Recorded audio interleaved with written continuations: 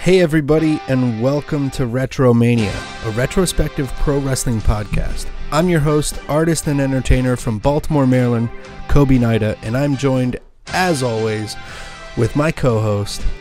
Hello everybody, I'm Jimmy Price. I am the commentator for District City Wrestling, as well as hanging out around the Baltimore comedy scene here and there. All right, and we met through District City Wrestling. Yes, we did. Yeah. I wrestled there, you commentate. Yep. More announcing as well, or yeah, commentating, announcing, a little bit of both. It's always it's always interesting to see who I'm in there with. I think last time I had almost about everybody join me on commentary, so that was cool. It's a nice little thing. Yeah, you're basically the play-by-play. Yeah, right? Yeah, and just a rotating cast of color commentators, which makes for some interesting combinations. There you go. And you made everybody look good. You made me look good as well. Yeah, thank you. I appreciate that. And basically we do wrestling shows DIY around the DC, Delaware, Maryland area. We're trying to get there. Yeah. So yeah, basically this is our show, WretroMania, and I figured I wanted to add to the cluster of other wrestling podcasts that are out there. Yeah, there's not enough. No, you need more. Not nearly enough. I'd like to look back at old wrestling. I'm a nostalgic type of person. I don't know if you are. I am as well, yeah. Okay. Well, we want to look back at old wrestling, and I know there's some podcasts that do it out there, but we kind of grew up with it in a way. These guys are a little bit older sometimes, or don't even know what the hell they're talking about. Yeah, they sort of gloss over certain areas, and I think the era that we're going to be focusing on, especially in this first season, is definitely a sweet spot for the both of us in our fandom. Right. So the theme of the show is we're going to go back and cover the most famous or infamous wrestling events, storylines, feuds, matches, and memories. And we're going to start it off with our first season, The Origin of Attitude. And what's the origin of Attitude, basically?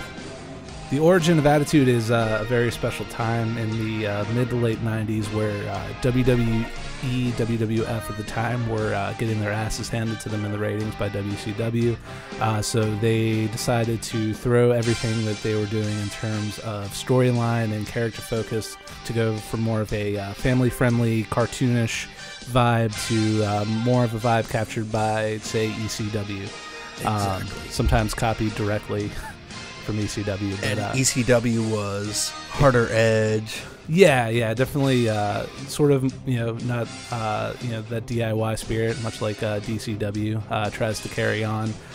Very much more violent. Well, it was Extreme Championship Wrestling. Extreme. Exactly. Yeah. So they were more extreme, and WWF was replicating a lot of things. They were actually, I believe, secretly funding them. Oh yeah. That's a commonly held belief, I think, and it's one that as much as Paul Heyman will deny it, it's true. Right. They were grabbing from the talent pool, taking from the booking, just the great ideas. Vince McMahon is pretty well known to do that. Oh yeah. He will. He's doing it today. He did it then. He did it. As we'll discuss in the 80s. He's not afraid to reach out there and grab talent. Right. So this episode basically is our prologue. We're going to go take you through a timeline of everything and how it starts, how the origin of Attitude even got its seed sprouted. So yes. We're going to go through everything in this. But before we do, when did you get into wrestling, Jimmy? So I've been into wrestling as long as I can remember being alive. I think at one point you'd asked me what my earliest wrestling memory was, and then I kind of remembered that my earliest memory in life even is just sitting in my grandparents' living room and watching old WWF. Right around like 93, 94, I can definitely remember watching WrestleMania 10 live as it aired.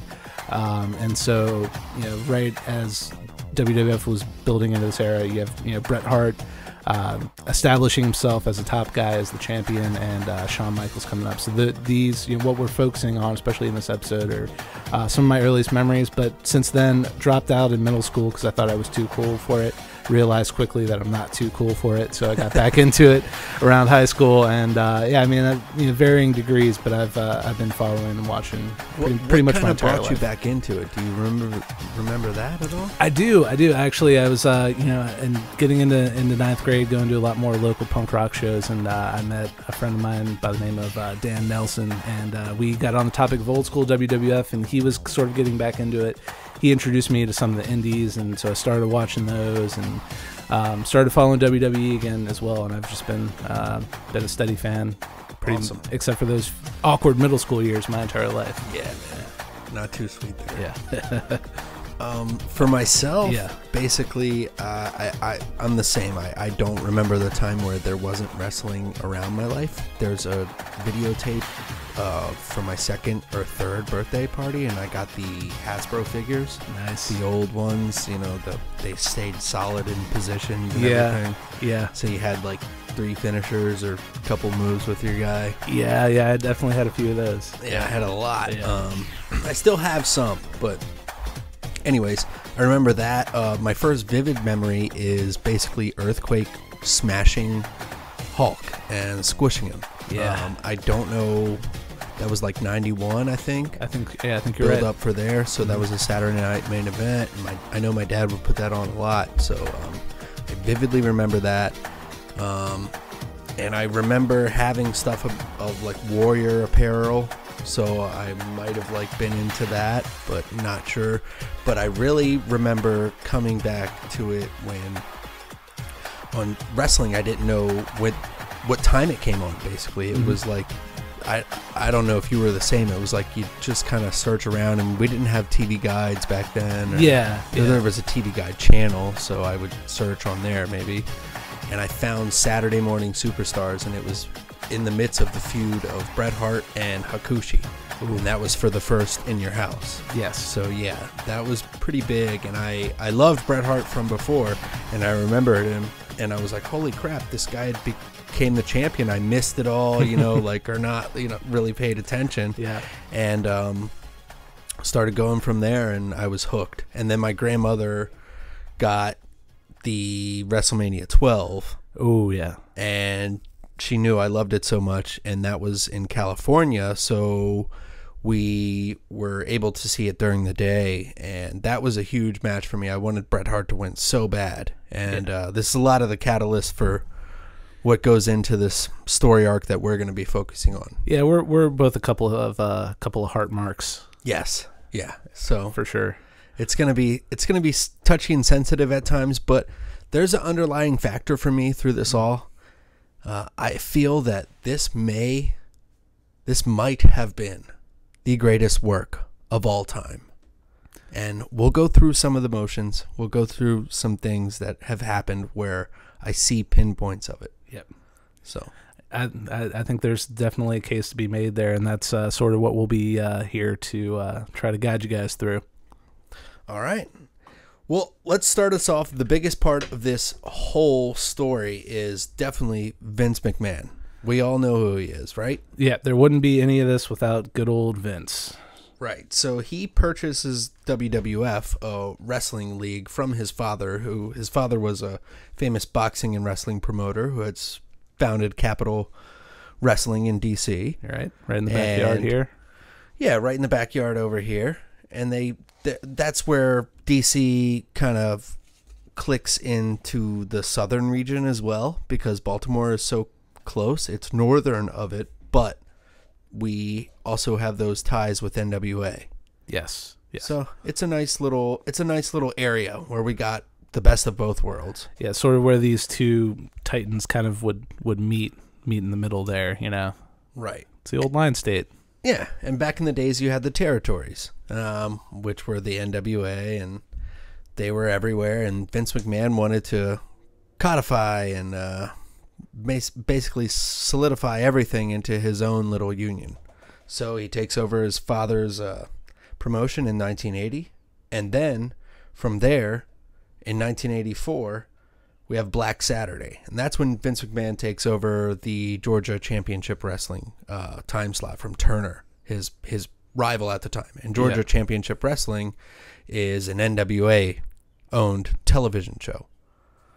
So he shows his show on there, and this is the beginning of Vince McMahon's takeover. He's starting to buy wrestlers from other territories and promotions and the huge names. So he's got superstars versus superstars.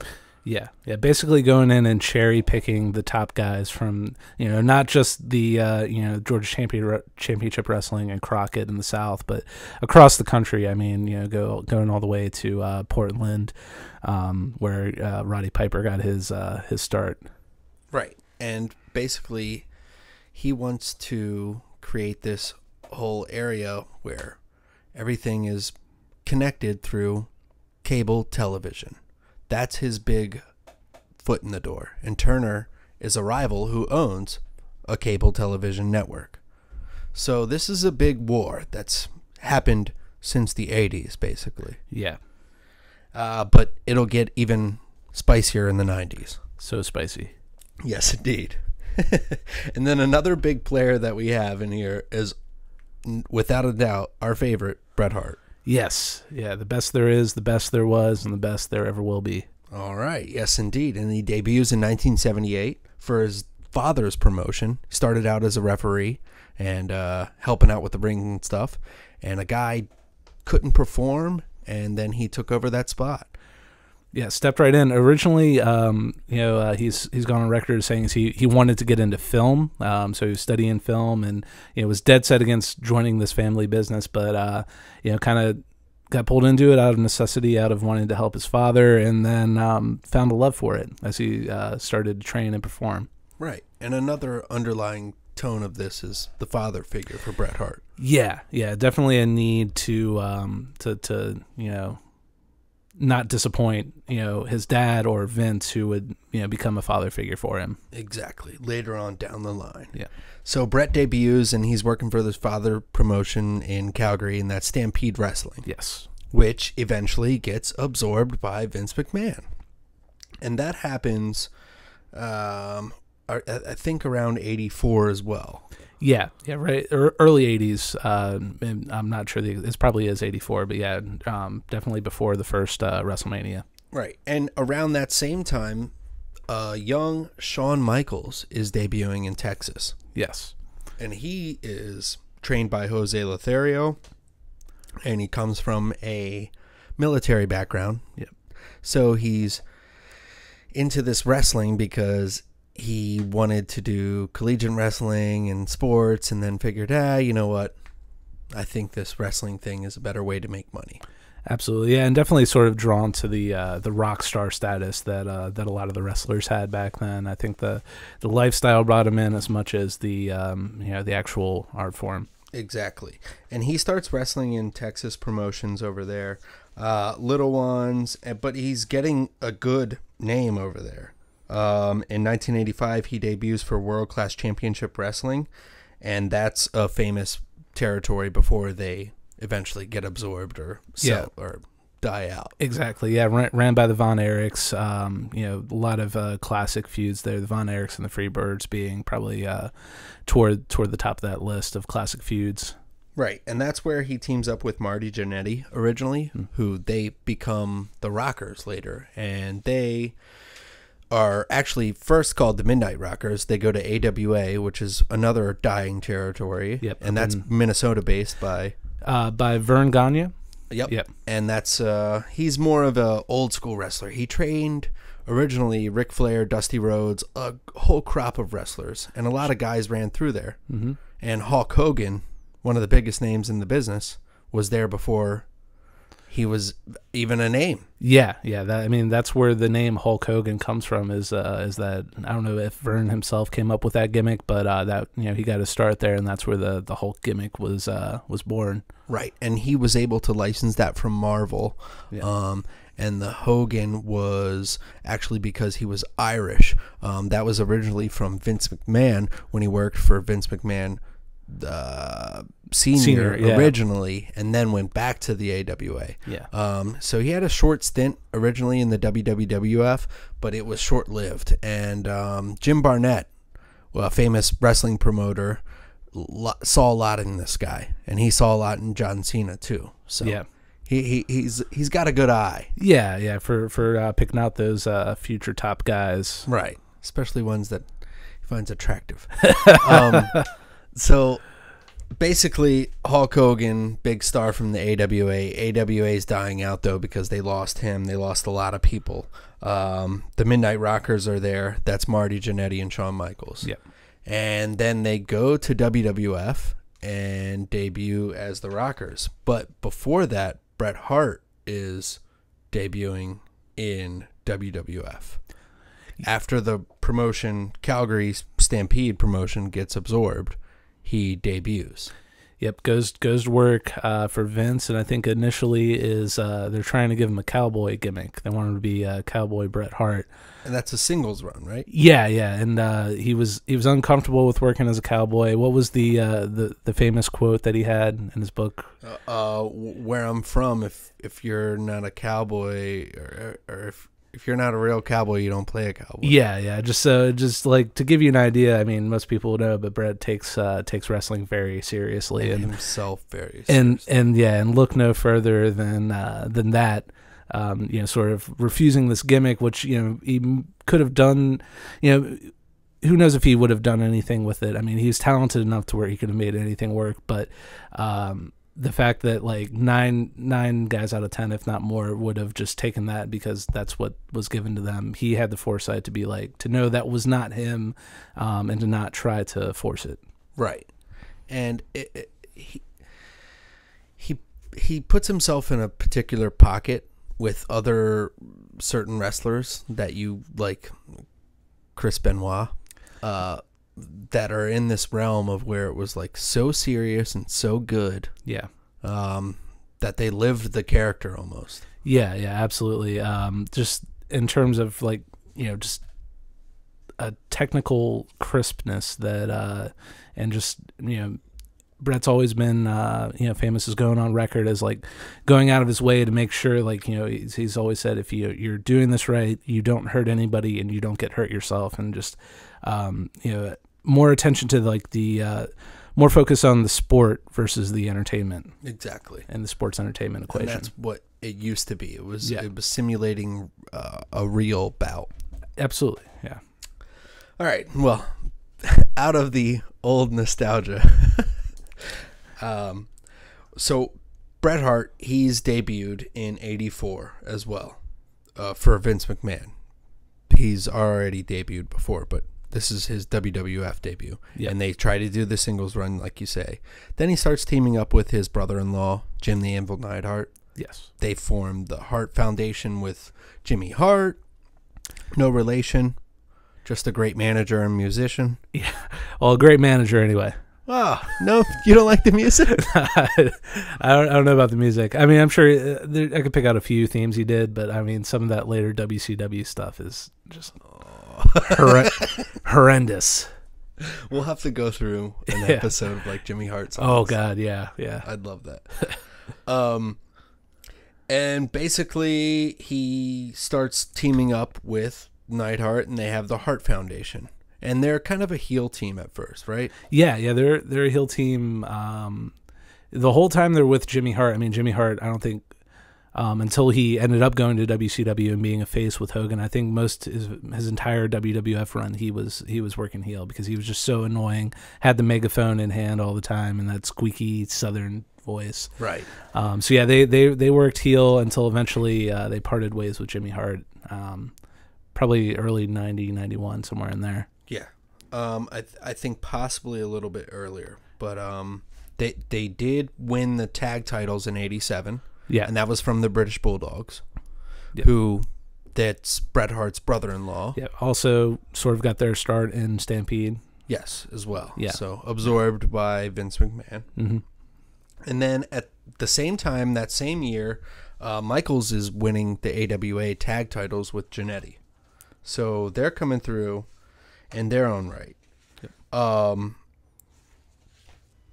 we then have the year after, Bret Hart is broken off into a singles era, and he's kind of doing his little thing by himself, and he's making a name as a heel, I think.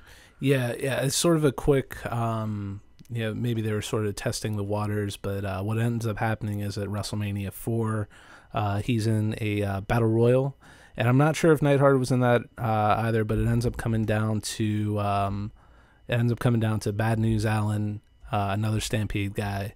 And Neidhart was in that. He was eliminated by George the Animal Steel. R.I.P. So not quite the rub that Bret ends up getting here. So Bad News Allen wins the Battle Royal. Bret Hart comes back in after losing. He's pissed off.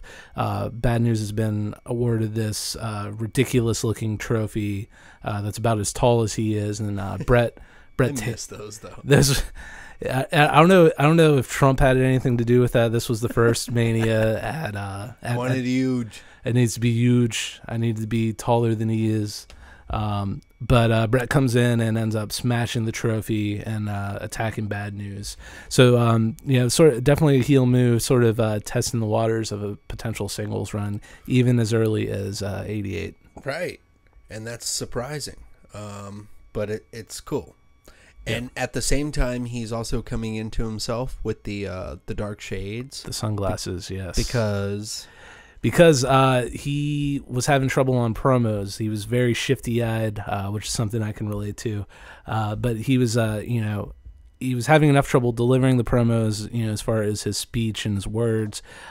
So to help with that, he started wearing the infamous Bret Hart sunglasses, which I know I had a pair of when I was a kid. Did you have a pair of those? No, but I wish I did. Yeah, it was. But I did do a thing where in the cereal boxes where you had those like 3D glasses. Yeah, I would pretend those were my Bret Hart glasses. Put some string around them, and nice. Give them to myself.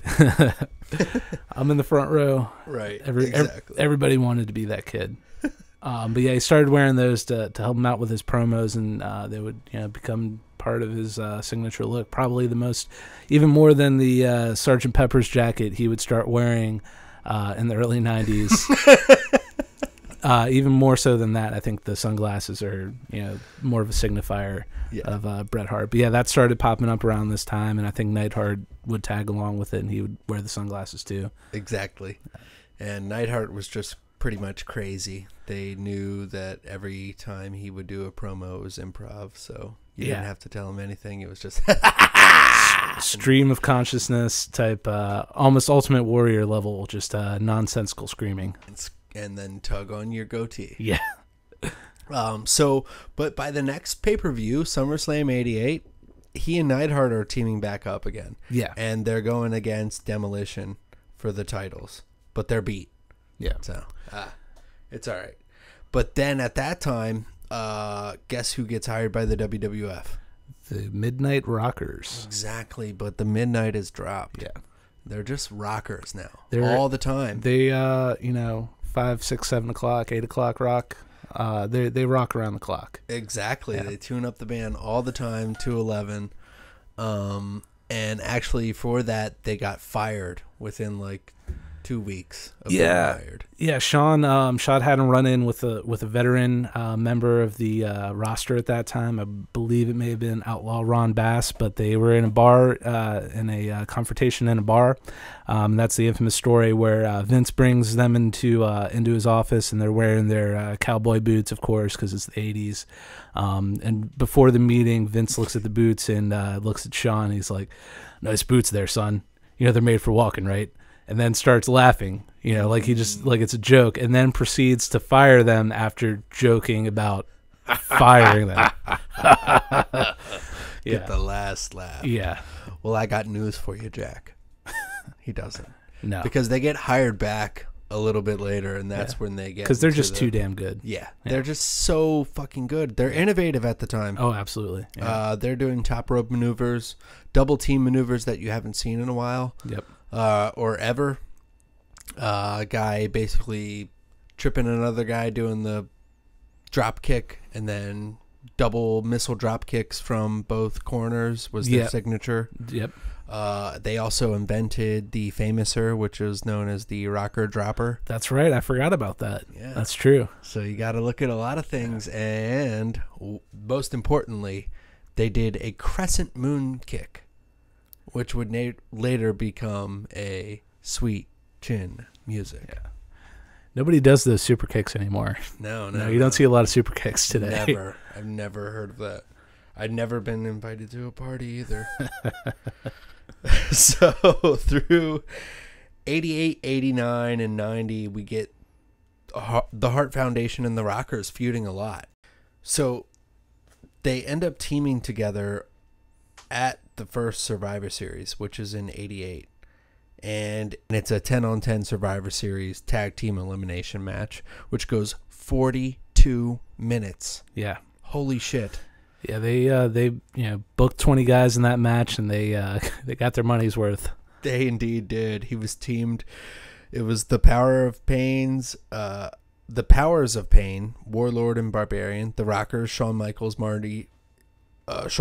and Marty Jannetty, the British Bulldogs, Davey Boy Smith and Dynamite Kid, the Hart Foundation, Bret Hart and Jim the Anvil Neidhart, and at this time Jimmy Hart had left them. And they were teamed with the Young Stallions, Jim Powers and Paul Roma. Ooh. And they beat Demolition, Brainbusters, the Bolsheviks, the Fabulous Rougeaus, and the Conquistadors. It's pretty solid field there, minus Paul Roma and his buddy. And the Conquistadors. Yeah, Yeah, they were. Yeah. But anyways, that was just interesting to me to see that they had both debuted at the first Survivor Series, and later they would go on to have one of the most famous and infamous Survivor Series matches ever. So around the same time, in like 89, we're getting the arrival of Stone Cold Steve Austin, but he's not Stone Cold yet. He's just Steve Williams. Steve Williams is a God-given birth name. Yeah, and he joins Chris Adams' school, and that's in Dallas Sportatorium. And he wrestles for World Class Championship Wrestling, which was what we talked about before. Yep. They're still around. And he makes a name for himself there. But he can't go by Steve Williams. So Dutch Mantel, of all people, he tells him, you should go by Steve Austin. It's a lot better. But that's the name of the $1 Million Man, too. Yeah. Still works. Yeah, had his reservations about it at the time, but went and rolled with it, and it ended up working out pretty well for him. Right. There was also, there was this other Steve Williams going around at the time. That's Dr. Death. Yeah. Very prominent collegiate wrestler and famous for NWA, WCW, and Japan, USWA was where he was wrestling at the time, and Continental Wrestling Association. So, yeah. Then he's going on, and he makes a name for himself there. He's got long, flowy blonde hair. Yeah. He's got a big, bodacious, built blonde valet who's his wife at the time. Yep. Yeah, he's a lot different. Yeah, if you looked at him, you would not see the pissed off bald redneck that we would come to recognize and love in the years to come. But he's working his way up, much just like HBK did, doing a lot of enhancement stuff, and then I think eventually working himself into a feud with gentleman Chris Adams. Mm-hmm. Yep. Yes, indeed. And they put on some great matches, and he gets a lot of his ring forte from Chris Adams. You can tell. Yeah. His technical side, I see. Definitely. At least. So going on that way, 1990 arrives, and we have the Hart Foundation against the Rockers. And the Hart Foundation are the tag team champions at the time. And they face the Rockers in a match that goes bunk. The ring ropes collapse. Yeah, it's pretty unfortunate spot for him. So this was on Saturday night's main event, and it was a 2 out of 3 falls match, and just total spotlight for those two teams to go in there and showcase their technical skills and have this classic title match. But the ring, I think the top rope ends up snapping early on in the match, and they fumble their way through it. But the match never makes it to air on Saturday night's main event, and so And that match, I believe the Rockers go over, right? Yes, indeed. And they win the titles. Yeah. They defend it at another night's taping. But then the decision is reversed because the taping didn't go well. It didn't look good. I'm pretty sure McMahon almost blew his brains out over it. And they never aired it. So the Hart Foundation kept the titles. Yeah. But thus beginning a good wrestling clinic between Bret Hart and Shawn Micheals. Yeah. And they actually have a singles match in 1988, which is on the Superstars of Wrestling or Primetime Wrestling, I believe. And it's one that I have never seen before. Yeah. So nor have you I. have to look that up. Yeah. Let's all look it up, guys. And if you can find it, send it to us, please.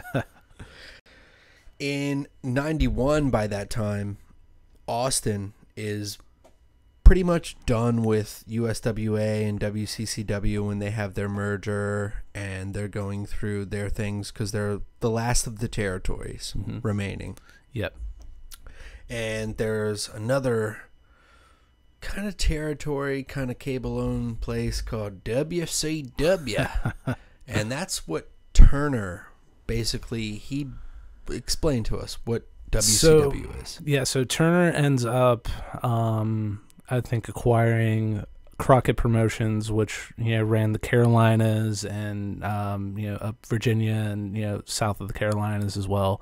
But they they put on the first pay-per-view in Starrcade, and so they were with the NWA. Yeah, they were still part of the NWA. They were trying to expand, go move for move with McMahon and make themselves a national brand. However, they had some poor business decisions financially. There was some questions about Dusty Rhodes, who was booking at the time. So one thing leads to another, and Ted Turner ends up buying outright Crockett Promotions. So now he owns his networks, obviously, and he has Crockett Promotions. So he rebrands as World Championship Wrestling in the early 90s there. And so they are running weekly shows on the Turner networks, and they're trying to expand as well. And it's at this time when Steve Austin comes into the fold, and there's one Paul E. Dangerously who is working as a manager, looking to create sort of a new Four Horsemen for the new WCW era. And I believe this is where he kind of takes a shine to Steve and brings him into the fold, correct? Yes, indeed. And from there, Steve Austin joins WCW. Yep. Right after his debut, he beats Bobby Eaton for the WCW Television Championship. But you wouldn't say that he was still really pushed until he joined the Dangerous Alliance later. Yes.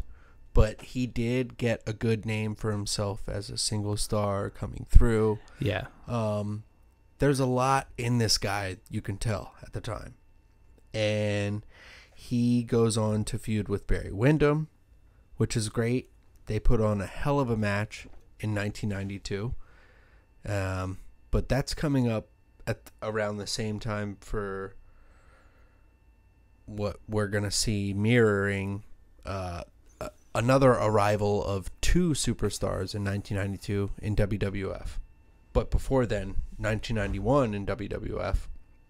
In 90, you get the breakup of the Hart Foundation, and it's not really any breakup. It's just Bret Hart starts wrestling singles matches. Yeah, and there's no big blow up like another team we'll get into in a second. But I think Neidhart goes his own way and forms a team with Owen Hart, Bret's brother, who has just been brought into the That is a little later, but yeah. Yeah, okay, yeah, a little bit later than that. I think Neidhart might have been gone for a little bit, but yeah, Bret starts his singles run, and he's getting into the Intercontinental title picture now. Right, and he is going to feud with Mr. Perfect, and Mr. Perfect is coming from the AWA, Kurt Hennig, and he's a great wrestler that knows Bret Hart from the past, and they're good friends, and he has this back injury, quote unquote, but they put on a hell of a match at SummerSlam, and Bret Hart gets his first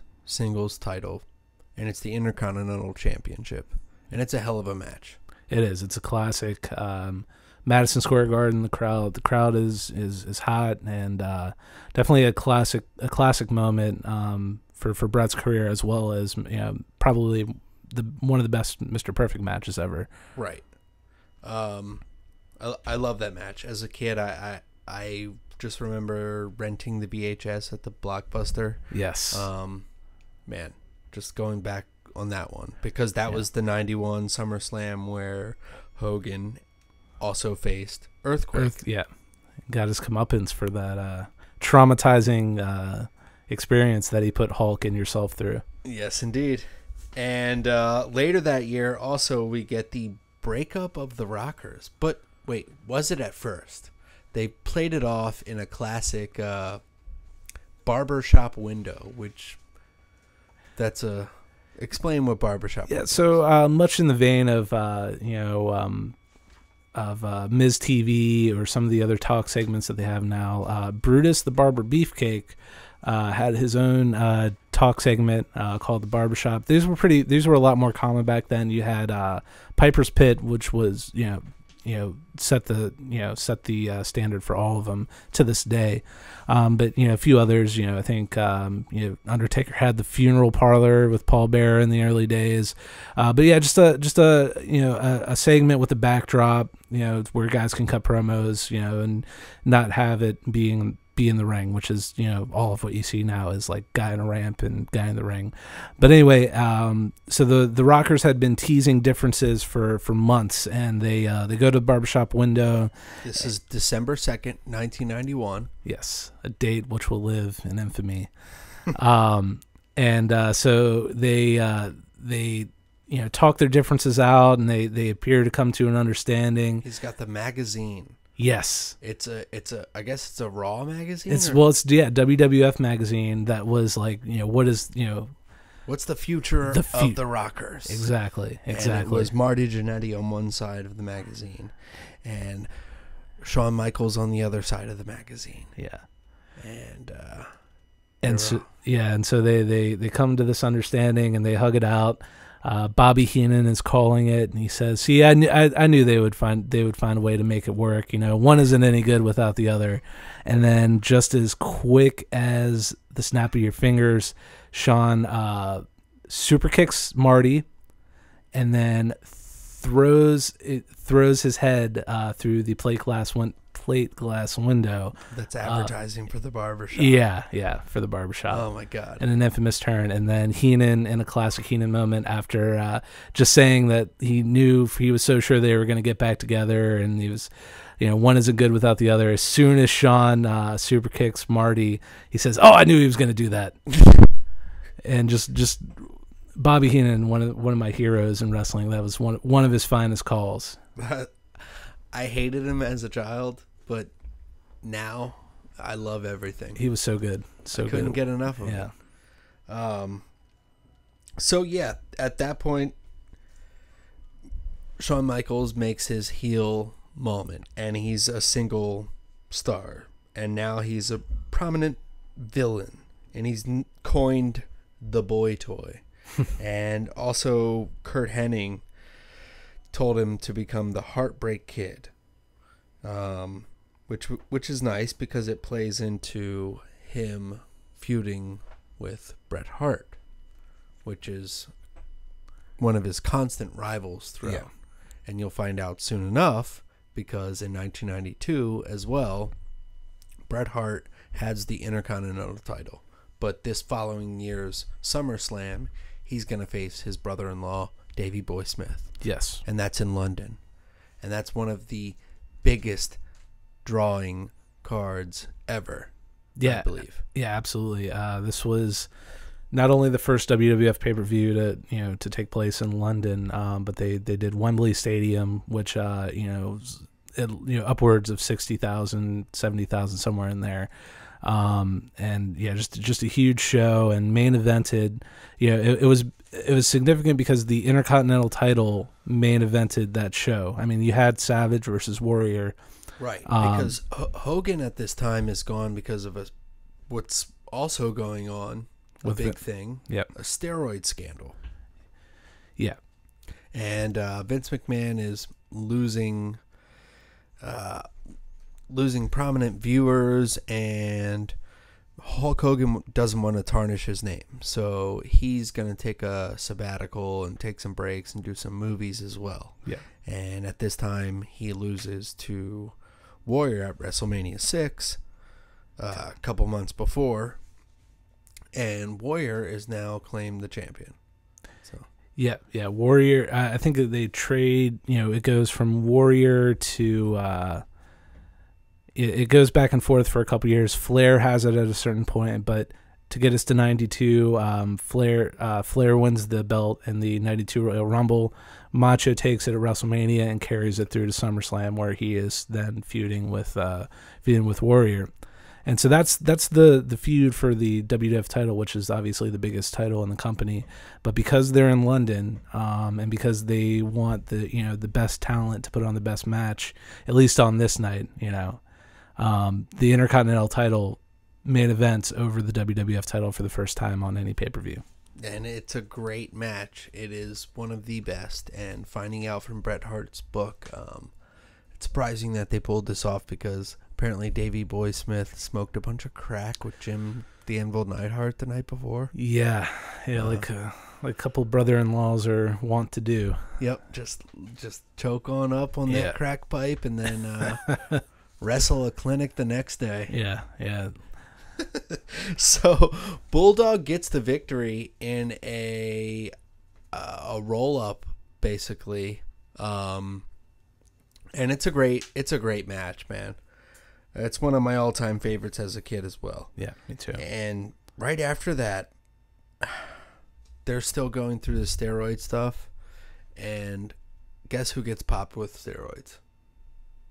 Davey Boy Smith. Yeah. Fresh off of his huge Intercontinental title victory. And Ultimate Warrior, who was feuding with Ric Flair and Macho at the time and was apparently supposed to get the title back, but doesn't look like that's panning out. No. So WWF needs somebody to step up, and they need a good hand. They need a strong wrestler that maybe isn't that strong looking, because of the steroid issue. And who do they go to? Bret Hart. Yep. So that year, 1992, we get in October in Saskatchewan. Yes. Of Bret all Hart. Places. Yes, indeed. That's like native territory for Bret Hart. Yes. Yeah. He defeats Ric Flair, the champion. Yeah, he beats him. It's not on a pay-per-view. It was just taped for Coliseum home video. But they go ahead and put the belt on him for a number of reasons. I mean, knowing that he's going to be the guy going forward, because I think every indication at that point was that Flair would go back to WCW, which he does in early 1993. But so they don't give him a huge coronation at first, but they do put the belt on him in Saskatchewan. And so going into Survivor Series of 1992, for the first time, your WWF champion is Bret the Hitman Hart. Exactly. And I think we kind of missed something with Bret Hart and the beginning of 1992. He had the Intercontinental title, and his opponent for WrestleMania was Hot Rod. Yes. But he lost the title to Mountie out of nowhere. Yeah, kind of a random switch there. And they said it was the flu too, but also there's rumors and things in the book talking about his contract was actually coming to an end, and he was in talks with WCW. Yeah. And they wanted to make Bret Hart a name. And Vince McMahon didn't want that.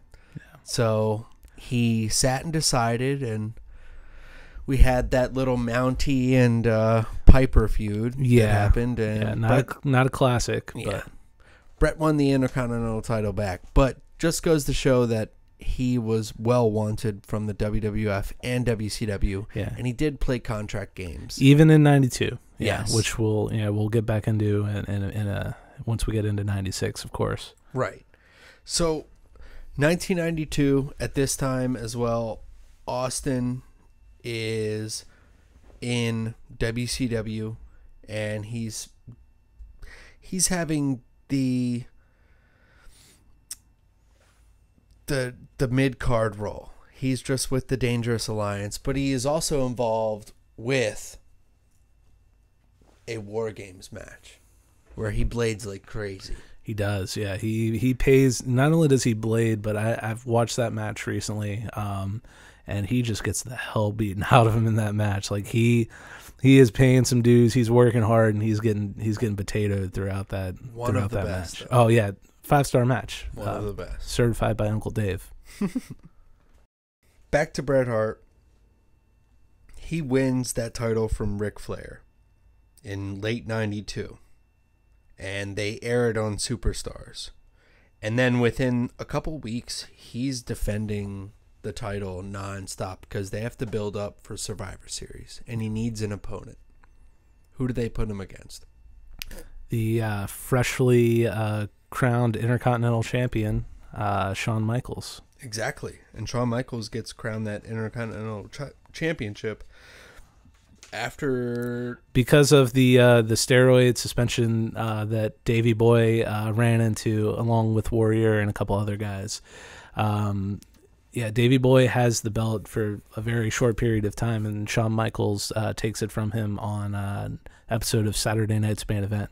And so in building this feud, they have these two sort of newly established single stars, both new in their respective titles, but they're able to build it as a champion versus champion match going into Survivor Series '92. Exactly. Yeah.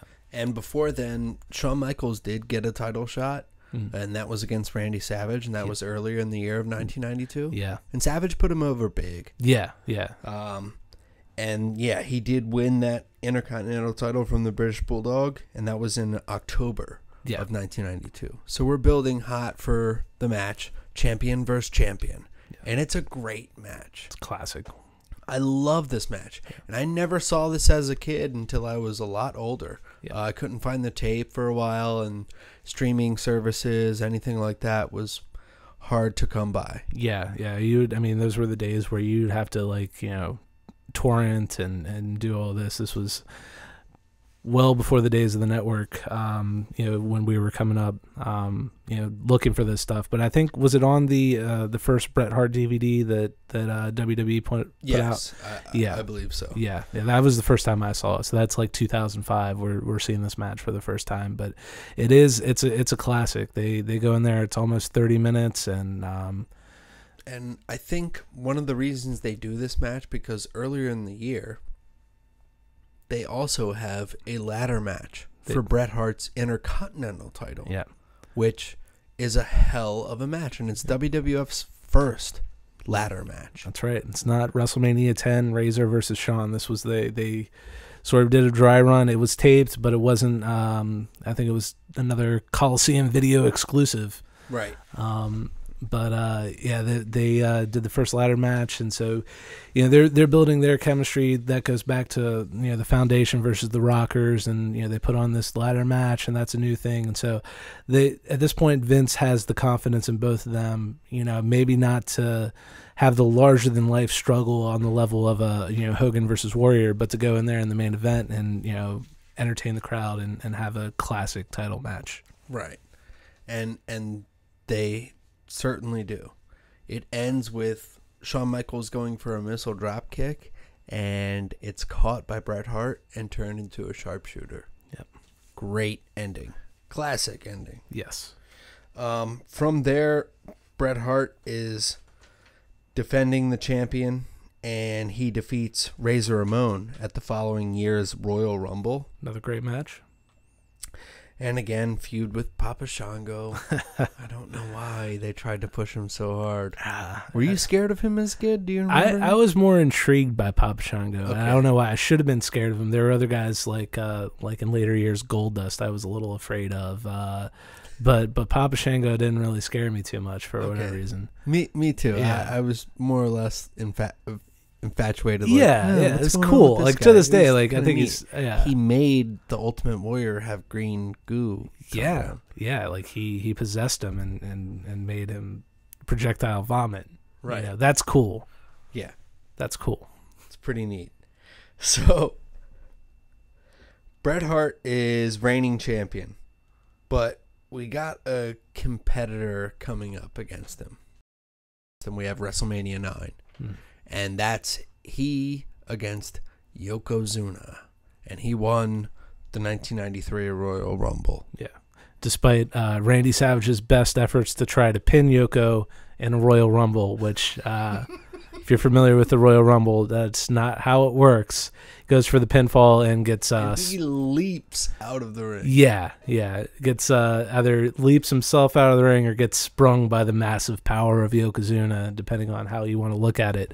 But yeah, Yoko comes out on top in the 93 Rumble, so you've got this new monster heel versus the new established, technically sound champion. There's no way they could screw this up, right? There's no way they could find a way to screw this up. Hell no. No, it's going to be great. No. They fuck it all up. Man, that match, it was good. It's not a bad match, yeah. But the end... Yeah, in the end, Yokozuna goes over, with some the ceremonial salt to the face from Mr. Fuji, who was Yoko's manager. That's kind of a screwy finish, but if you want to get the heel over by keeping Hart strong, that works. But then, well, at the time, Yokozuna is the first heel to ever win the championship at a WrestleMania. Yeah, and if WrestleMania would have ended there, he would have been the first heel to go over in the main event all the way up until WrestleMania 2000. Wait, where it didn't end. Yeah, it didn't, because I would say out of the clear blue sky, but there was an ominous feel over Caesars Palace. The storm clouds rolled in. Hulk Hogan, who had already worked a tag team match with his buddy Brutus Beefcake against Money Incorporated earlier in the show, comes back out there and is consoling his friend Bret. Right, he's just there strictly for support. Yeah, of course. Yeah, I don't believe that. No, he. Inexplicably, Mr. Fuji gets on the microphone and issues a challenge for Yoko's newly won title, which he in no way has to defend, and no heel would want to defend. What? All right. I guess that makes sense, but Bret waves him on, right? Yeah, and Hogan plays it cool, like, oh, I could never do that, and then Bret, with the salt still in his face, waves him the head. Salt in his wound. Salt in the wound. I still have that wound. It's never gonna heal.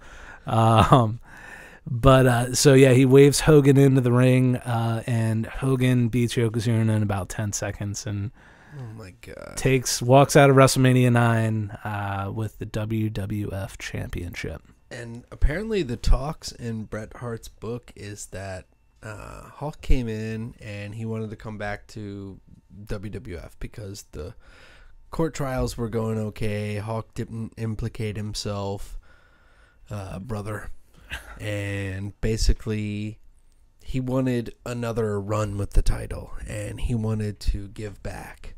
But Hart thought that it was his time, so they arranged maybe Hulk take the title, and then at that SummerSlam coming up, it would be Hart and Hogan. And Hart even claims that there was a photo shoot done where they did a tug-of-war type of thing on a beach between the title. Man, I would love to see those pictures. Oh, my gosh. But yeah, they wanted to set it up for a proper passing of the torch. Much like Andre passed the torch to Hogan.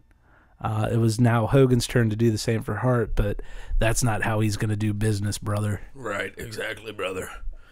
And before we get too far, in January of 93, that year, on the other side, WCW, we have Austin forming a tag team known as the Hollywood Blondes with Brian Pillman, and they win the tag team championships on March 3rd, and they defeat Ricky Steamboat and Shane Douglas. Quite a pair. Yes, indeed. Yeah. And they hold the title for a good 5 months. And then they face Arn Anderson and Ric Flair. So they got a good feud going with the Four Horsemen. Yeah. Classic. Yeah, two guys who've been at the top of the game for pretty much a decade at that point. And one of the highlights of this was, Austin and Pillman establishing themselves as these young guns, as these young bucks coming up in the world per se. And they do a segment. Ric Flair had his own talk show segment at the time, known as a Flair for the Gold. Yes. So that's like the barbershop. Yeah, much like that. Even though I think a Flair for the Gold was like overproduced. Like it was in its own studio because it was done by Turner, so he has all the TV studios he needs.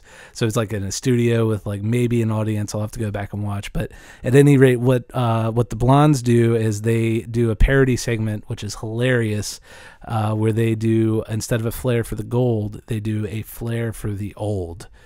And they're dressed up as Flair and Arn, and made to look and like these elderly gentlemen, and just tear into them the whole time. Wow, that's innovative and catchy. I wonder if anybody is ever going to steal that gimmick. Yeah, maybe in a few years. Wow.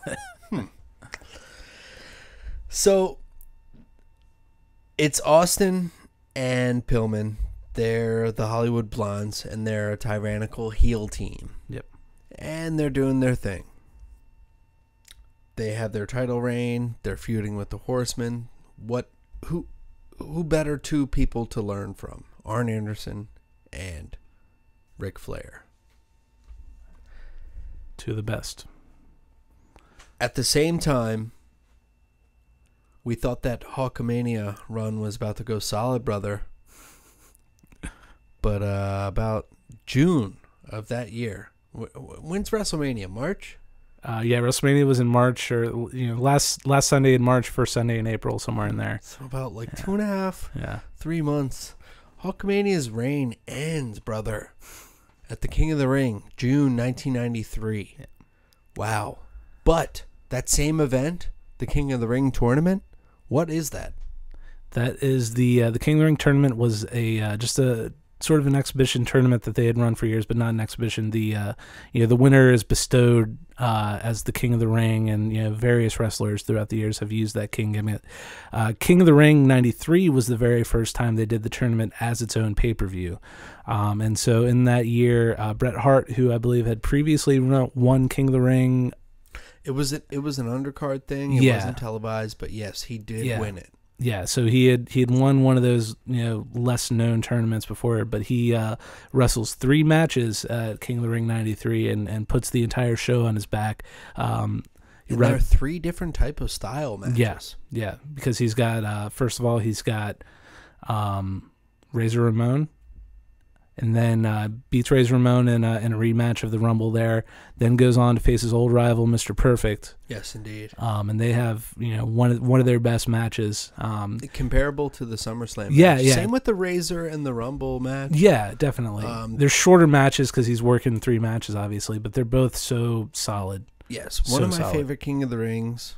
One of my favorite Bret Hart series of matches. Like within 3 hours, you get 3 of his greatest matches. Yeah, and they're 3 unique matches, like you said, 3 completely different guys. And then in the finals, wrestles the big man, Bam Bam Bigelow. Bam Bam! And he beats Bam Bam, is bestowed as the King of the Ring, gets the crown, the cape, the scepter, and then from out of the woodwork comes one... Jerry the King Lawler. Yes. And they start their feud. I hated this. I never liked Jerry the King Lawler. Yeah, he's hard to like. He's hard to like in many different respects. And I feel in a lot of ways he brought your career down a peg. Yeah. Do you feel the same sentiment? I mean, definitely in this stage of the game, like he probably, he made some people when he was in Memphis, and he was the man there for sure. I mean, obviously, looking at the whole Andy Kaufman feud is iconic. Mm-hmm. But at this point in his career, he's getting older, and being in the ring with Bret Hart, it never felt like he could keep up. No, and it slowed Bret down a peg, and although he did have a dastardly heel to work against because he was such a clean babyface that they were booking him as, it just didn't work. I needed somebody Yeah, and they kept coming back to it. They had separate matches in 93, 94, 95. Oh and it was just like... It was about a 2.5-year feud. Yeah. And some things were stopped in between. Basically, that same year, 93, is they were supposed to do the Survivor Series. Mm-hmm. Jerry gets in trouble. Yeah, he gets into a little bit of trouble. We're not going to get too much into it. There were some allegations that he ended up not being officially found guilty of, but not the type of thing you want to be accused of. So he took some time off from the company during that time, and so for the second year in a row, Bret's adversary is Shawn Michaels. One HBK. Yeah. Wow. Yeah. So they face off. It's the Hart family. It's Bret Hart, Owen Hart, Bruce Hart, and Keith Hart with Stu Hart against Shawn Michaels and his Knights, which it was supposed to be Jerry the King Lawler and his Knights, but didn't pan out that way. They just ran with it. Yeah. A returning Shawn Michaels from actually being fired for suspended and popped for a steroid violation. But he gets his big comeback. And he's with the Red Knight, the Blue Knight, and the Black Knight, and they lose in 30-57. But in this match, Bret starts a feud with no other than Owen. Yes. Owen, yeah, his younger brother, not the brother that Vince initially wanted to roll with for this feud. Correct? I think no, it was supposed to be Bruce Hart. Yeah, who was older and not nearly as good in the ring. It would have been a disaster, and. I can't even imagine, the feud being anywhere near as good as it ended up being, because you get Owen as the jealous younger brother trying to step out of the shadow of his older brother. So they start some beef, and at Survivor Series 93, but kind of make up over the holidays. Survivor Series being on Thanksgiving, they come together and they form a tag team around Christmas. Oh, wow. Yeah. And then that leads us into the Royal Rumble, where they have their tag title shot against the Quebecers. Yes. And during that match, Bret hurts his leg, and they end up losing the match. Oh, shit. Yeah. And Owen does not take very kindly to this. He's upset that they lost the match, and in his official heel turn, attacks Bret, goes after the injured leg, and that really... He kicks his leg out of his leg. The famous call. Was that Vince, or was that Mr. Perfect who said that? No, that was Owen. That's right. And that's why you're selfish, and that's why I kicked your leg out of your leg. All right. Not the best turn of phrase from Owen, but it starts this feud, which would carry them through almost all of 94. Yeah. And deep into 95 as well. Yeah. Off and on. But that's building that arc for Bret Hart, and at the same time Shawn Michaels has a feud with Razor Ramon, because in his absence of him being fired, he was the Intercontinental Champion, but Razor Ramon gets this push and becomes the Intercontinental Champion himself. So Shawn Michaels is claiming his own Intercontinental Championship. At the same time, Bret is injured in that Royal Rumble match. He comes back later. He wins the Royal Rumble. Yeah, he's the first co-winner of the Royal Rumble, because according to WWF's Instant Replay at the time, him and Lex Luger both hit the floor at the same time, which is debatable, but that's what they end up going with. But he clearly got a huge pop when he comes back out. He's limping. And Lex got a good push as well, but they were trying to push Lex as the next Hogan. Yeah. And I don't think it was working. No, it wasn't working for, the fact that Lex had, no charisma. And then also that's just not what the fans wanted to see. I think the fans were, they had seen some of what Bret and Shawn had to offer at the top of the card, and that's, what they wanted. Exactly. So we get Bret and Luger dueling wins. We get Shawn and Razor on a conflict. We get the headline for WretroMania 10. And what's that? My earliest memory in life. No. Exactly. Yeah. Bring us through it. What do you remember? Do Did you guys order that? Well, we had one of the infamous descramblers on the cable boxes, which weren't necessarily legal, but it was great because it enabled me to watch every single pay-per-view. And boy, did I watched them all. I taped them all.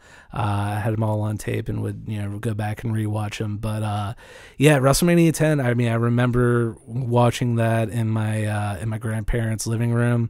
I think it was an early start. I want to say even though they were in New York City, they still started at around 4. But yeah, you have the two main events. You have Shawn. First of all, Shawn versus Razor, and as you mentioned, the dispute with the titles, they end up having them in the first time in a WWF pay-per-view, a ladder match. Yes, indeed. Which is, as we mentioned, something that they visited with Bret and Shawn a few years before, but they decided to roll with it here. They have both belts suspended above the ring, and they go out there, and I mean, this is the ladder match to which everyone since has been they've since gotten crazier and crazier, obviously, but it all goes back to this one in terms of this sets the marker. Yes, exactly. This is it. Yeah. It's dueling belts up at the top. Yep. And it's a great match, man. Definitely. It's better than the Bret and Shawn one before, I will admit. Yeah, I would say so too. I mean, it was still so new at that point, and I think Bret and Shawn were still sort of building their chemistry. But yeah, that match is outstanding. I mean, there's a case. Some people say that Shawn just went in there and had a hell of a match with the ladder. I think Ric Flair said that. I think that's underselling Razor's performance because he does great in that too. No. Yeah. Yeah. They both put on a hell of a job. Yeah. Razor's selling is what gives it a lot too. Definitely. I don't think a broom could sell like that. No. At the same time, Bret is got this championship bout that he's promised. Yeah. And so does Lex Luger. Yeah. But Owen Hart is in the picture as well. Exactly. Explain to us what's going on there. Yeah. So in order to even the playing field, so to speak, which I mean it evens the playing field for everybody who isn't Yokozuna, because Yokozuna just gets the short end of the stick here because he has to defend his title twice just because of this tie. This is before the days of triple threats too. Right. ECW would go on to sort of innovate that, and WWF would pick it up, and I mean not until we're like well into the Attitude Era for triple threats. It's a while. I think it's 96, 97. Yeah. So we see the first one. WCW does a triangle match. Yeah. Here and there. It still is not common for us. No, yeah, definitely not. So what they don't have Fatal 5-Ways yet. No. Fatal 5-Way. Couldn't you find like a different descriptor there? I know. Fatal 4-Way was so good, but I don't know. Yeah, I don't know. There's not that many. Well, there's a couple good F words, but yeah, none that would fit into there. Fucking 5-Way. It's a fucking 5-Way. Can you believe it? So at any rate, to even the playing field, they have a coin toss that for some reason I think Luger wins, but that means he wrestles Yoko first, and for some reason he's so excited. He's celebrating that, even though he's gonna, even if he wins the title, he's gonna have to then defend it. You're talking about a guy who lost to him. He lost his title match to Yoko via count out. Yeah. And he fucking celebrated like he won the title. Yeah, like I get to wrestle Yoko first and then potentially have to defend my newly won title. Whereas Bret is wrestling a non-title match, has nothing to lose. I mean, he's got the pride on the line against his brother. But yeah, I'll never forget that shot of Luger winning, and he's just so psyched. I'm like, it's the dumbest face move ever. Yeah. And Bret, again, is keeping realism. He's got to face his brother. So he's like, wow. He knows his brother is this little shit. Yeah. This little nugget. Yeah. And he has to face him still. He's got to put an end to it. And he's also got to get his win back from Yokozuna and win the title. Yeah. So we enter the first match on WrestleMania 10 before the ladder match. Yeah, before the first match on the card, arguably the greatest opener. Definitely the greatest opener up until a few years ago when Daniel Bryan and Triple H put on a really good match. Yeah, that's the first match, and one of the things I really like even before, I mean, obviously this is, nearly a 5-star match. It's one of my favorites of all time, but just a little subtle thing before the match, the show starts and the ring announcer, says, the following match is set for one fall, and Bret's music hits and Owen comes out. So the crowd pops when they hear that guitar screech. Oh man. And then it stops and Owen's music hits and he just gets that much more heat. It is so good. Yeah. But the nice two little touch. Yeah, it was great. It was great. And so the two go on to have this classic match that Owen ends up sneaking out. I think he gets him with the roll up. Yep. I think it's the O'Connor roll. Yes, you're exactly right. And it's a great match. He's got a lot of spit around his mouth and his face. I'll never forget that. Post-match promo was not the most flattering moment. But Owen is still selling it like he finally beat Bret. He's the better man. He is the next contender he's beaten Bret, who says that he's the best there is, the best there was, the best there ever will be. And Bret still has one match. Luger, he has his match as well. Yeah, Luger has his title shot that he was so stoked to get against Yoko, and it's announced before the match that Mr. Perfect is your special guest referee. And long story short, Perfect ends up screwing Luger out of the match because they had beef going back to WrestleMania 9 when Lex was still the narcissist and wasn't even the All-American that he became. So Yoko walks out of that with the title, and so that sets the stage for the rematch. Bret versus Yoko. Big match. And match. In this, we finally get the coronation that should have happened a year ago at WrestleMania 9, arguably. Roddy Piper comes out as your special guest referee for whatever reason. And Bret goes over on another solid match. I mean, neither of these matches are classics because Yoko's kind of limited in his mobility. Man, that was a terrible ending. Yeah, that's right. I don't like the ending for WrestleMania 10. Yeah, go through that again. It's about to be a Banzai drop where Yokozuna is going to squash Bret Hart and he's in the center of the ring, but he's so drained from being in the sharpshooter earlier that he falls and stumbles back. He does the cartoonish whoa, and falls back, and Bret just rolls him up for the pin. Yeah, that's right. I forgot that was the finish. It's very anticlimactic. Not good at all. I thought he was going to submit him. I thought he was going to, at least something for a big win, but no. Yeah, so the finish left something to be desired, but you do have the locker room coming out and celebrating with Bret, and that's your closing image of WrestleMania 10. So going forward, Bret is the guy, but isn't the guy for very long, is he? No, they don't really believe in him too much, do they? No, every time Vince, gives him that mythical brass ring, he kind of takes it away from him. Right, and in the prior year, 1993, Vince debuted Monday Night Raw. Another avenue of cable television. Yeah. And this is prime time. This is Monday nights. This is big time. He's making an hour-long show feel phenomenal. And it's live. Yeah. Quote unquote. For the first couple weeks anyway. Exactly. Yeah. And it's a great show. And Bret Hart is basically the flag bearer for Monday Night Raw at this time. Yeah, he's your champion on the first episode, because it's leading into WrestleMania 9 when it debuts. Yep.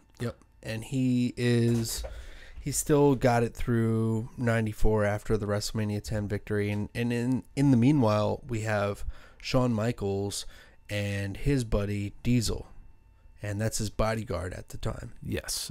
Kevin Nash, fresh from WCW, working such tremendous gimmicks as Oz and Vinny Vegas. Debuts as HBK's bodyguard. And the two form a tag team, and they're, pretty much inseparable, become, best friends in real life. And, up until late 94. Yeah, they win the tag team titles in August of 94. Yep.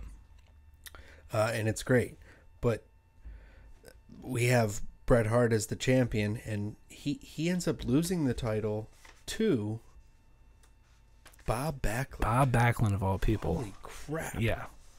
I can't believe that. Bob Backlund was the champion at the time in the WWF, and he was the purist against NWA's Harley Race, I assume. Yeah. This was in the early 80s before Hogan. Like, he, was just a pretty much like I believe he came up in Minnesota as well, amateur background, just sort of like an all-American face, who had his run with the company and then, was out of wrestling for a number of years and then comes back to WWF in 93 and starts to take on this sort of psychotic gimmick where he just snaps and he puts people in his cross-faced chicken wing and just doesn't let go until the refs pull apart. And when the refs finally pull this guy out, Backlund just kind of looks up at the lights and looks crazy. So he's working this crazy gimmick. Yep. And that's Survivor Series that he loses the title. Another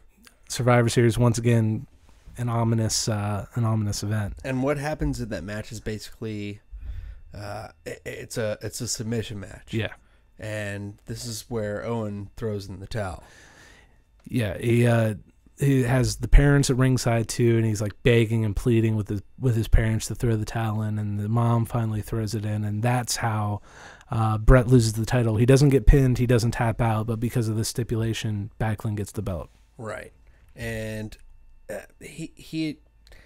Bret Hart had faced Diesel before, but they didn't want to do a direct Diesel victory over Bret Hart because it was basically at this time Diesel had become a face. Yeah.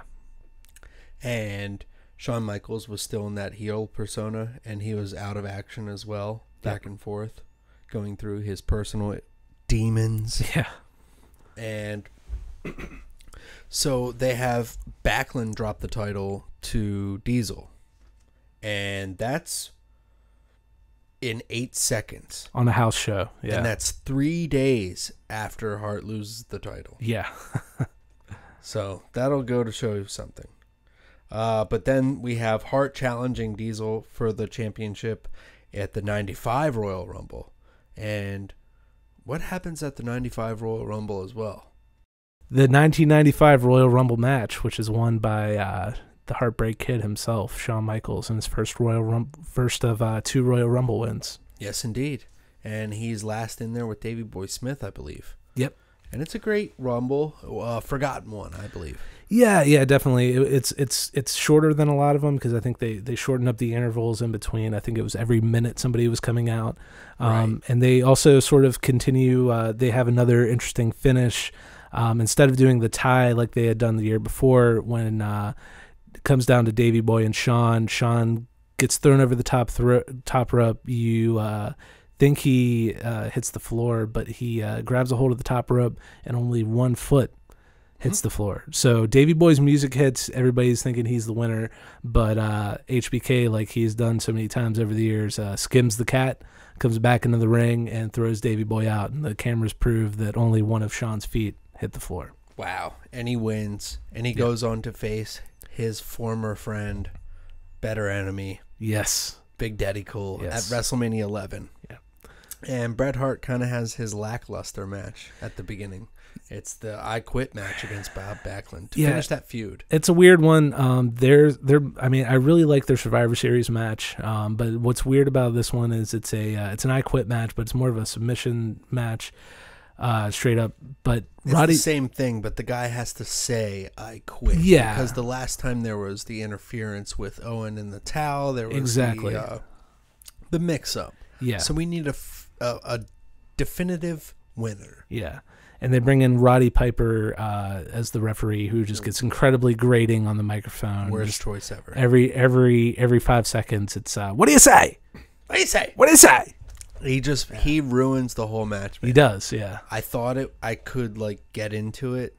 If you watch it with the volume down, it's okay. Not too bad. It takes a lot away from the intensity of, is the guy going to submit or not? Exactly. And he doesn't. Yeah. Yeah, but Bret goes on to win that match. Yes. Finally ending that feud. Getting out of that, and some greener pastures ahead. And we have the main event. Well, not the main event, because it just wasn't hitting right, was it? Yeah, your main event that year is Bam Bam Bigelow, which is cool to see him get that payday, but he's going up against Lawrence Taylor of the National Football League. And I mean, to Lawrence Taylor's credit, he keeps up with Bam Bam as much as possible. And I mean, Bam Bam, is obviously the MVP in making that match passable. Took a lot of balls on Vince's part to put that match on last. And even some people might say it still wasn't the best idea, but the two went in there and delivered. So that was the last match on the card. But prior to that, in your semi-main event, is where you get the title match, which is your champion Diesel going up against the Royal Rumble winner Shawn Micheals. And I get the feeling it's like he believed in Shawn and he believed in Diesel, but he sprinkled a lot of stuff around it because we get Pamela Anderson, Jenny McCarthy. Yeah, they went in hard on the celebrities that year. Yeah, and Salt and Pepper. Yeah, it didn't click for Jonathan me. Taylor Thomas. Everybody was John there. Leguizamo. It was a who's who Of everybody in the 90s. Yeah. Even Diesel. You put him in that group. He had the looks, but he was the worst drawing champion. He was boring matches. They were all kind of the same to me. Yeah, definitely. And I think that's part of the reason Vince didn't believe.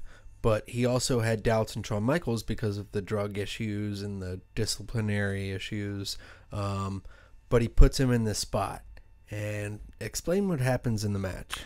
So the two have a pretty good match. It's awkwardly shot because the WrestleMania apron on one side of the camera was not there. I think it was missing. So you don't get all the angles you usually get. And then what it's best known for is the finish, where Diesel gets Shawn Micheals up for the jackknife powerbomb, his signature finish. And Shawn proceeds to sell it in the worst possible way and just makes it look like absolute dog shit. Could you kind of describe it a little bit?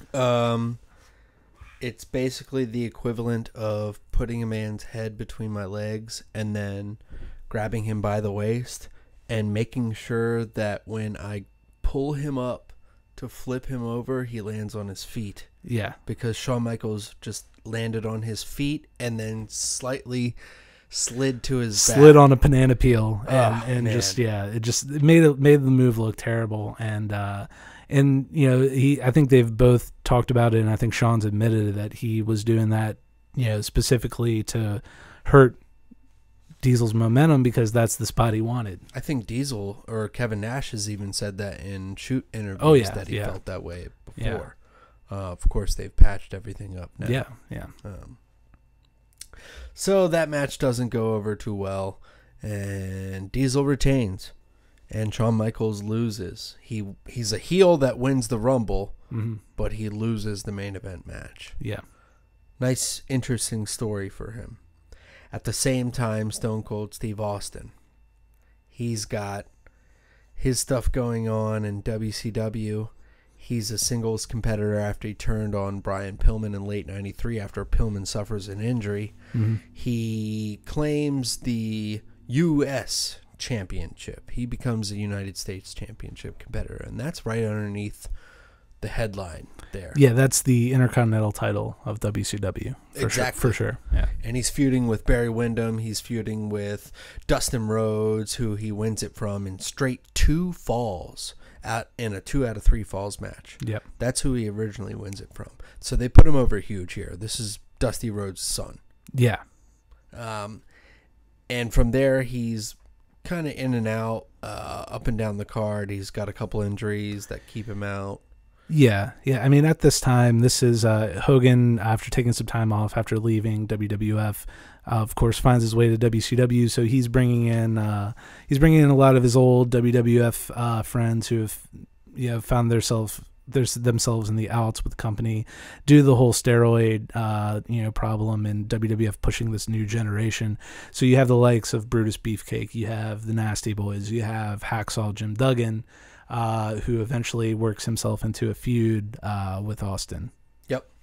And Austin loses that feud. Yeah. Because it's Hogan's friend, and Hogan is getting involved with WCW after leaving Yeah. WWF and Vince McMahon's competition. WCW has hired a new president, and that man is Eric Bischoff. Yep. And he wants the world, the new world.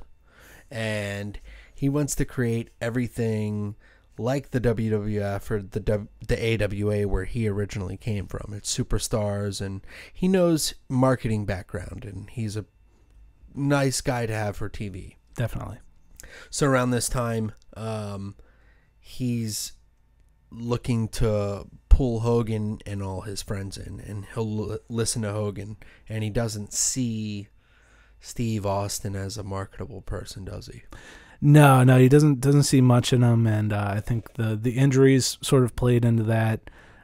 So Steve Austin is hurt. He's sitting at home, and one day he gets a package in the mail from FedEx, and he opens up the package, and it ends up being his walking papers. So Eric Bischoff fires Steve Austin, who would go on to be the biggest star in the history of wrestling, and he fires him via FedEx.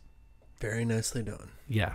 Appropriate way. So from there, Steve Austin goes on to join Extreme. Yes. ECW. And he's putting on this character that's over the edge. He's making fun of Hogan. He's making fun of the people backstage. He's breaking kayfabe a lot. Yeah, and I mean that's definitely something ECW was known for at the time. But when obviously him and Heyman go back to the Dangerous Alliance, so Heyman brings him in. Steve Austin is still injured at this point. He can't even wrestle, but he just puts him in front of a camera and lets him air his grievances. And this is some of the first work shoot promos that in the same vein as the pipe bomb. Yep. And he was known as Superstar Steve Austin. Yeah.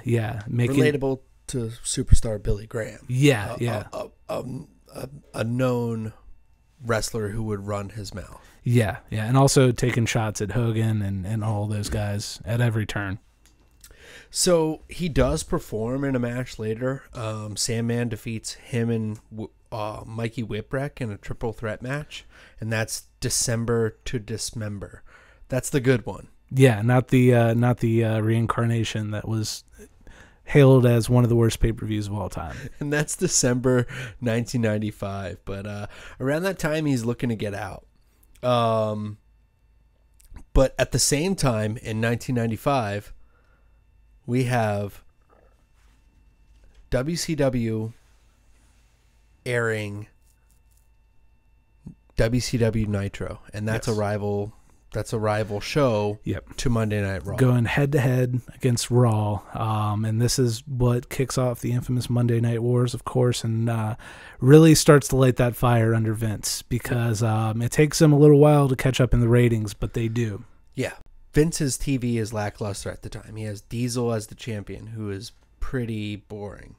And we have Hart in this lackluster bit of feuds of basically where I caught on.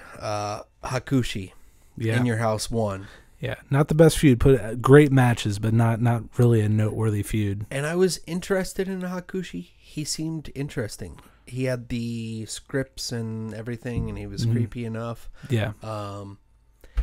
But the match just didn't follow through. I guess because I didn't see the pay-per-view at that point. I saw more of the Superstar stuff and the coverage. It just didn't follow through. Yeah, they didn't really get behind Hakushi. I mean, probably mostly because of his size, and which is unfortunate because they did put on a really good match at that first In Your House. Right, and Shawn Micheals is back to winning the Intercontinental Championship, and he's also formed the Clique at this point. So he's got a big underfollowing. Meanwhile, Bret Hart is stuck in this rut the whole time of 95. Yeah. Shawn Micheals forms a bond with Diesel, Razor Ramon, Sean Waltman, the 1-2-3 Kid, Hunter Hearst Helmsley. Shawn Micheals has formed the Clique, and in May of 95, he defeats Jeff Jarrett to win his third Intercontinental Championship reign. Yep. Strong right there. And then he defends it one more time against Reza Ramon. Yes. In the ladder match. Yeah, they do the rematch, the big WrestleMania 10 rematch at SummerSlam that year. And thank God that match was on SummerSlam 95 because there was not much else to be seen on that card. Oh, my God, it was boring. The main event was Diesel versus Mabel. Yep. Excuse me, King Mabel. Yes. So that was the state of affairs in WWE and going into late 95. And Bret Hart had entered a feud with Jerry the King Lawler again. Once again, yeah. And he brought on Isaac Yankem, who would later become Kane. Yes. And Bret feuds with Isaac Yankem and has the match there at SummerSlam. So SummerSlam is just the shits. Yeah, it's pretty bad.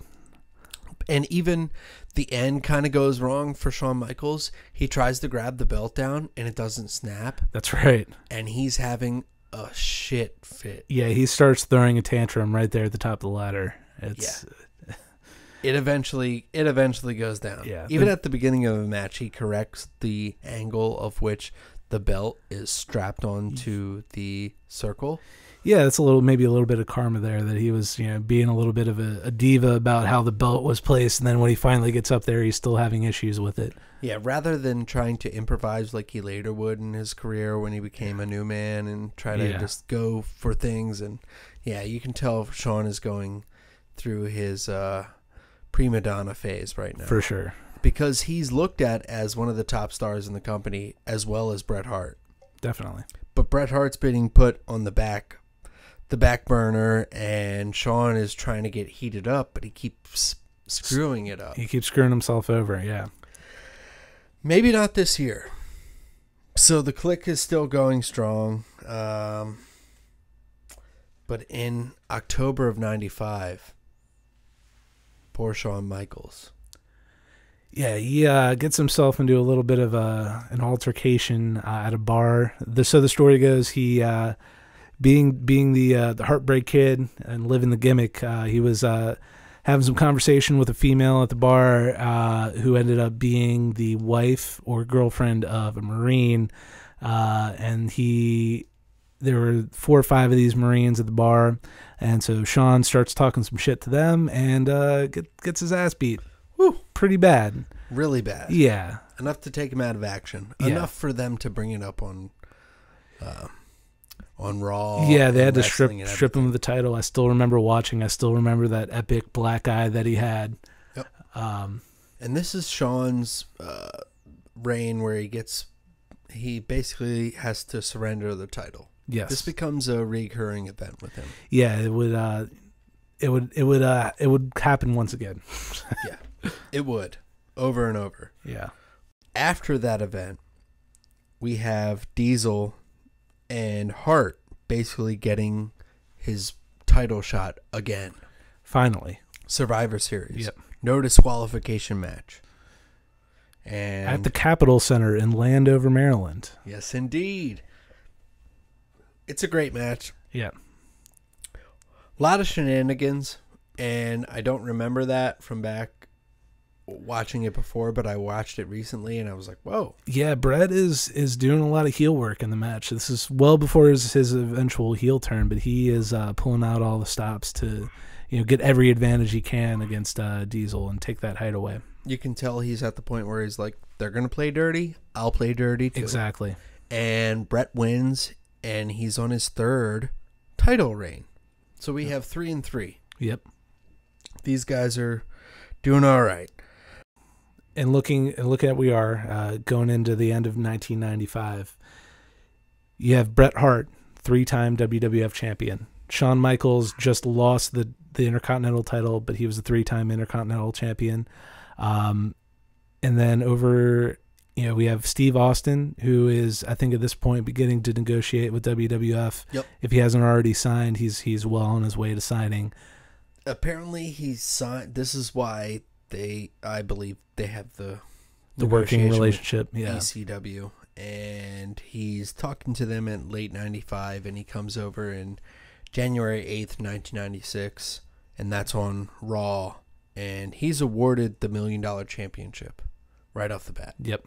But before that, Royal Rumble 1996, we have Bret Hart feuding with The Undertaker. Yes. And they're both kind of faces at this time. Mm-hmm. And it's a good feud, and everybody kind of wants Undertaker, but they do want Bret as well. Diesel interferes, and it's a disqualification. Yeah. But who wins that year's Royal Rumble? For the second year in a row, you have the old showstopper, the main event. HBK. And it's Shawn coming into that title picture again. The boyhood dream is they keep teasing it as. They brought him back after he got well from that ass beating he got. Yeah, basically, which apparently he instigated, but he doesn't remember anything now. We have that leading up to our next event, WrestleMania 12. Yes. And that's where they start to build the seeds. The commissioner at the time is Roddy Piper, and he announces that there will be an Iron Man match for the WWF World Heavyweight Championship, and that will be against Bret Hart and Shawn Micheals, and that's in California at WrestleMania 12. Yep. And that's where we're going to kind of end this. I know Steve Austin is coming into his own at this same time. Yeah, he's just starting to gain some traction in the company. He, I believe, enters a feud with Savio Vega, which they are going to carry into Mania. Yep. And he doesn't really get the name Stone Cold until after WrestleMania 12. It doesn't really start to sink in till then. No. They don't really push it until then. And he's more or less Ted DiBiase's guy until Ted DiBiase leaves. Yeah, to jump ship to WCW. But yeah, this time he's known as the Ringmaster, which, as bad of a name as that sounds, it's not as bad as it could have been. Right. Do you remember some of the other ones on that list? Chili McFreeze. Baron Von Ruthless. I could not. There were a list of names that he had to choose from, and that's the bottom line because it's Von Ruthless. Something. I don't know. Yeah. Chili McFreeze 316. McFreeze 316. Yeah, something like that.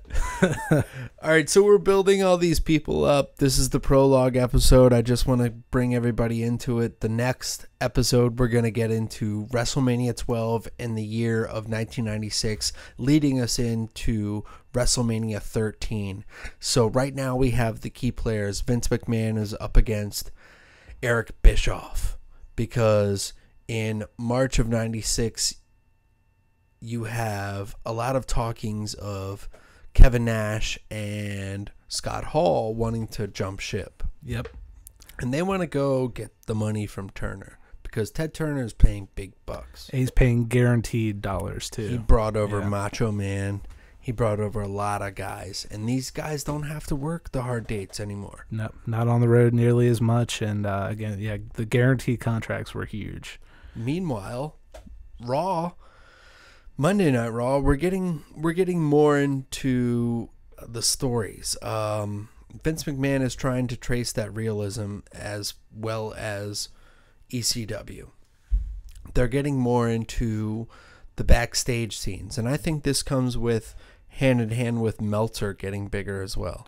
Definitely, yeah. I mean, and I think Dave Meltzer definitely had a lot to do with that and sort of pushing, because he's introducing people to the other side of the business, the backstage side, and so that's sort of catering to a more realistic fan outlook. And I think our culture at the time definitely is getting into that more or less. For sure. Do you not agree? Yeah, I think so. I mean, I think, just look at some of the films of that era and the music. And the year before, we have the O.J. Simpson trial. Yeah. Which is huge. Yeah. And that'll play into WrestleMania 12 as well. Yes, it will. But it's something that it's magnifying certain elements of our society that never were before, but it's broadcast through cable television, which, by the way, is booming. Yeah. At the time, it's becoming more and more prevalent in every household. Before, nobody had TV all the time. Nobody had cell phones, so you didn't have access to all this information or this exposure of entertainment or violence in a way. And that's what we're getting into. The origin of Attitude. Everything is culminating right now. Yeah. And we have, on the other hand, Diesel is pissed off that his title reign has come to an end. He is feuding with The Undertaker. He will take on The Undertaker at WrestleMania. Yep, and the semi-main event there. Yep, and that's a big match, as well as the biggest match of all time, for me, at least. It's Bret Hart against Shawn Micheals in the Iron Man match. 60 minutes. It's unbelievable. We'll get to it next episode. We're going to go through WrestleMania 12 through 13, and then from there we'll follow through. Our hopes is to catch up to the current year of 1997 to where Jimmy and I can go through each month in detail, basically kind of the Raws, the inside Meltzer reports. I don't want to focus too much on the Meltzer. I want to focus more on our reaction to it at the time. Because I was heavily into this period of time. I know I was watching week to week. I don't know about yourself. Every single Monday. Exactly. So we'll get into that deeply. We'll see you next time on RetroMania. Until then, take care. Thanks, guys. All right. Thanks for listening to this week's episode of RetroMania, everybody. If you'd like to write in and share with us your nostalgic moments and your memorable or not so memorable moments of the time that we're going through right now, you can email us at retromania@gmail.com. That's retromania with a W, WRETRO, mania@gmail.com. And you can also follow Jimmy. You can talk to him directly. Jimmy? You can hit me up on Twitter. I'm at Jimmy_Price. So yeah, if you want to send me a DM on there, or go through the email for the show, those are the best ways to get me. Exactly. And we want to hear from you guys. We want to hear your memories. We want to hear what your fond moments of this time was in this timeline. And we'll get into it deeper and deeper each week on RetroMania. Thank you. Hey guys, if you're into professional wrestling and you like to read zines, please check out my buddy Dan's zine called Hot Tag. He takes a look at wrestling fandom from a very personal standpoint and his own journey as a fan, as well as that of some of his friends, myself included. I wrote some stuff for the second issue. And he also has a sort of a new, I guess you'd call it a graphic novel in some respects, with some art from some great artists using the tweets of Kojima, who is a pro wrestler in New Japan Pro Wrestling, who has an obsession and a taste for bread. And that's called Cozy's Big Day. That's a lot of fun. So if you want to check any of this out, please go to hottag.bigcartel.com. Thank you. What we do on the side, Jimmy, you want to tell them? Yes, District City Wrestling. And that's where we both work at.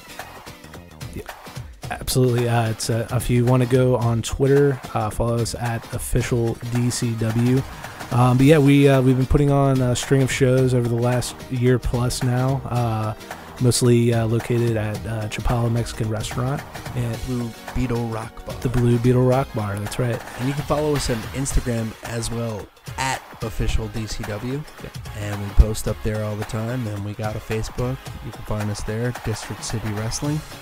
We're going to be updating more and more each week, and each new event that comes arise, we'll let you know on the podcast as well. And we hope to have some more guests on here from DCW.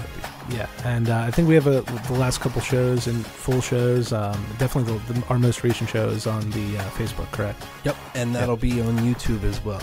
Awesome. The YouTube channel is District City Wrestling TV. So check that out. Thanks. Jimmy, do you have any old wrestling shirts? You know, when I was a young man, I had a bunch of very terrifically 90s wrestling t-shirts. I had one Kane shirt that was long sleeves, and it was particularly just terrible. Yeah. But sometimes I wish I could find some of those old ones, you know? So do I. I had the Kevin Nash. He had the backwards Tupac bandana. That was too sweet. But I do know this awesome place. It's called thesavagestash.com. It's your wheeler and dealer for the best vintage wrestling shirts, merch, and everything in between. The absolute cream of the crop. Yeah. Sounds like quite the excellence of execution. Where can I find that again? That's thesavagestash.com. And you can find them at The Savage Stash on Instagram and Facebook. Everybody look them up for your vintage clothing. Do it! Dig it! Done! Yeah! Huh!